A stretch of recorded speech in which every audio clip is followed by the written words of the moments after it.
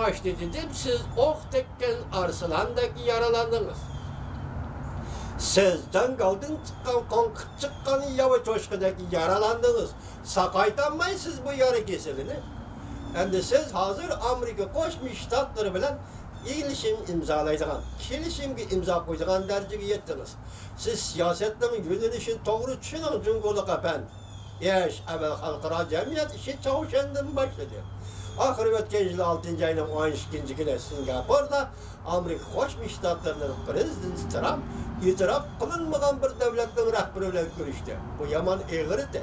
Amerika bek eğri kelediğin işti. Ben seni itiraf kılmışsam, ben seni devlet dep tanımışsam, bu kandak sıkısa bile sohbet doğattırman demedi. Lakin insaniyetin belki sahatı ve Asya'nın yeniden gülünüşünü, Asya'nın yeni bir devri kirişini közlegen Amerika Koşmuş Ştatları'nın prezidenti Trump ve onun hükümeti tehdit, yani yadro vuruşu tehdidi patlaş aldı durgan bir ahvalda. Çavuşa yerim ardı. Teşlik menziligi söylep geldi. Teşlik sözüyle başlap geldi. Endi aldığımızda 2. ayının 27-28. günleri yana bir katem. Çavuşan'ın başlığı Kim Jong-un bilen Amerika Koşmuş Ştatları'nın prezidenti Trump sohbet ötküzüdü. Şu aralıkta başladığımı da hep sözüldük. İhtimal diplomatik münasebet oruntudur. Eğer Amerika ile Çavuşan diplomatik münasebet orunası, ben sual koyayım ki Cungola kapandı, nerede kalırsınız? Pegede kalamsınız, töyde kalamsınız. Ya Şam'a kırıp yetip alamsınız, yakın mutahemlik kılıp özünüzde deryağa atamsınız. Ben bu tür bir depremmeyim, ben bir adi tahlilci adam. O vaktki vaziyet kandak buldum, ben onu hazır birnimi diyemeyim. İşte Çavuşan meselesini Prezident Trump hükümeti şu tarikada hal kılıdığın bolsa, demek sizinle cip silişip, çaplışıp gelip atkan bir öpmür aldık. Yani sosyalizm öpmür aldık Çavuşan. Ahire özünün yolunu tatlı yüzlü bulup çıktı değişik oldu. Yani bir yerde bir sırlı sebep var. Ben devamlı dep gelip atkan Irak şerh stratejisi, 40. yıllardaki Irak şerh stratejisi, Irak şerh siyaseti, bugünkü Çavuşan'ın siyaseti. Çavuşan şu vakit Irak şerh siyasetinin bir kısmı. Bunun münasebetlik Japonya'nın 4 arazi, Uygurustan meselesi, Mançurya meselesi, Dalyan portu meselesi, Taşkı Mongoliya meselesi. Bir tutaş mesele.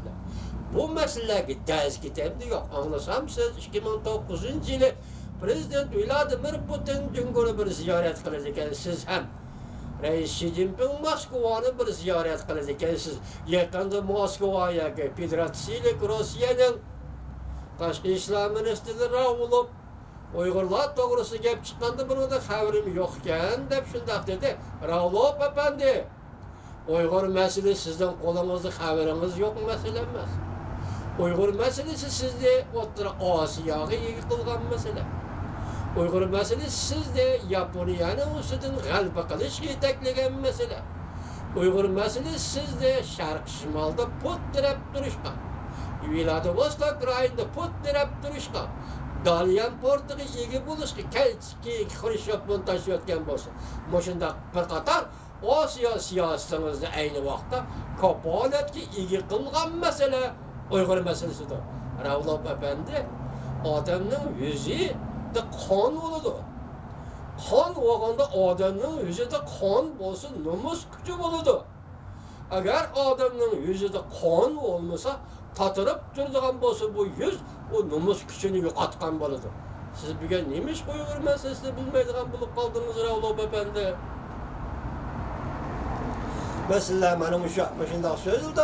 Çünkü efendiler sizler bugün ceza lagerinde bekar kılısılar. Ve tenden Xitayga ötkep ketilgen 2,5 milyon Uygur'unu kaytırıp gelişler. Bugün Uygur'un aldığındaki birinci mesele delmanı şu mesele. Biz şu mesele doğrusu sözüldük. Yani devamlı toxtalımız. Yani ben başta vatandaşlar şundak dedim. Xitay 1. ayının 30-31. günü vekiller Liu efendi Washington'da biz her yılı Amerika'dan 5 milyon tonna pırçak setip alımız dedi. Hoş, Hop dedi Amerika Qo'shma Shtatlarning hukumati. Bugun hozir to'g'ri betida ko'ryapmanki, Jungo hukumati bundoq savdodan voz kechibdi deydi. Bu bak nozik masala edi. Undaqda faqat Washingtondagi suhbatning xarakteri qaysi darajaga berib ketishi mumkin.